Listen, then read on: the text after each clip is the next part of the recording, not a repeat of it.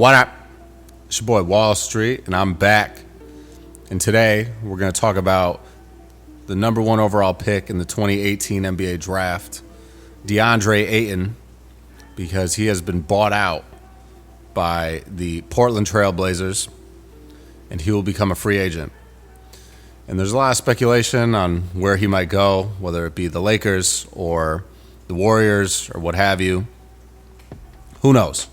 We don't know yet. But I just wanted to talk about this because it's very interesting. And I did feel like, I think I alluded to this in my video about the draft, was after the Blazers, moved back in the draft to select Yang Hansen, the 7'1" or 7'2" center out of China.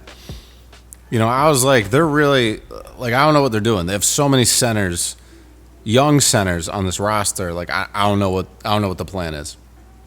So I figured by that, it's you're gonna obviously keep Donovan Clingan, who you picked last year in the lottery, and you're gonna keep Yang Hansen, who you just picked, and he wasn't supposed to get drafted in the first round. The dude might have not gotten drafted at all if the Blazers hadn't selected him, right? So hopefully that pans out for them. But that leaves Deandre Ayton in kind of a weird spot where it's like, what do we do with him, right? And I honestly think, they just bought him out because they didn't even want to deal with the hassle of trading him. I think there's been a reputation of Deandre Ayton around the league since he got traded from the Suns to the Blazers that he doesn't play hard, he has a bad attitude, he doesn't really care that much about basketball, he doesn't work hard, and I don't know how much of that is true. I do think there's a lot of potential with him still. I just don't think he's ever going to be like a superstar, but I think he's a very solid player that can certainly help a team and, contribute significantly. I mean, he's going to be 27, at the end of July.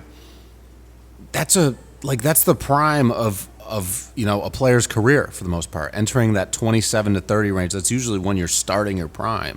And we only played 40 games this past season, averaged 14.4 points per game, 10.2 rebounds. He's a very solid rebounder. He's a pretty good defender. He's not the best defender. He's a better rebounder than defender. But this is a dude that I think could help the Lakers, definitely, right? The Lakers need a center. I think he could help there. The Warriors just lost Kevon Looney to the Pelicans. So I think there's a significant chance that that Deandre Ayton ends up in Golden State. I think it's going to take a team being like, is this guy really going to do what we need him to do? And is he going to affect our team in a positive way, right? Because if he's going to come in and, have some of these things happen that the media's been reporting about how he was having temper tantrums for not playing a lot, and he was fine just being a max player, and he thought he was great because he was getting paid a lot of money. It kind of came back to, bite him a little bit because now they got bought out. He's not getting his whole salary for next season, I don't believe. So he was due to get paid like $35 million, $35.5 million next season. So, he's probably not going to get signed for more than 5 to 10 wherever he goes, and it's probably going to be a one-year deal. When guys get bought out in the NBA, it's a sign to the rest of the teams that's okay, they didn't even want to trade this dude. He's just, why would we want to take a chance on him, right? So, and that's not always what the case is. There's plenty of dudes that get bought out and then they wind up being, players on other teams for, years to come after that. It really depends on the player and the situation and what's going on. But I think here you have a pretty delicate situation with Deandre Ayton, former number one overall pick, and he's really been kind of clowned a little bit since, the downfall that he had in the finals with Phoenix, right? I just think that was really what did him in. And it's sad, but, it's how it goes. But I think if this dude can kind of refocus himself, understand what he needs to do, and come in and just play the role, right? You don't have to be a superstar, right? I don't think anyone's expecting him to be a superstar at this point, but be a consistent double-double guy, right? Get 12 points and 12 boards, right? Just do that, and you will be by all means, a player that is deserving of a lot of money, going forward throughout his career. Because he's, like I said, he's almost 27. He could play another 10 years if he wanted to, right? He could play another 10 to 12 years if he wanted to. There is no shortage of a demand for 7-foot tall players in the league, right? If you're 7 feet tall, you're athletic, you can get 10 plus rebounds a night. Like, someone will sign you to play on that team, right? Whether it's in a backup role, playing 15 minutes a night, or being a starter and playing like 25 to 35 minutes a night. If you can get rebounds, that's like, that's a huge pinpoint for NBA teams.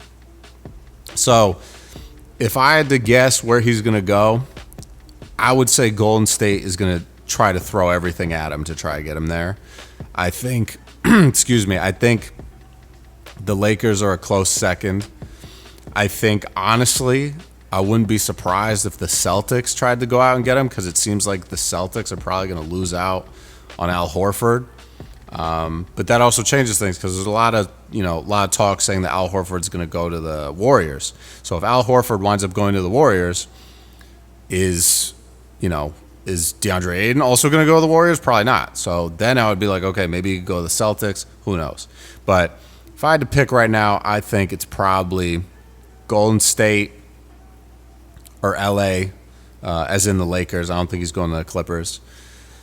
And that's kind of where I think it stands. I mean, like, there's a possibility that he could end up, somewhere else. But a lot of these other teams that I thought maybe he could end up, like the Spurs, like they signed Luke Cornett. There's not, like, the spots are filling up quick for these backup center roles.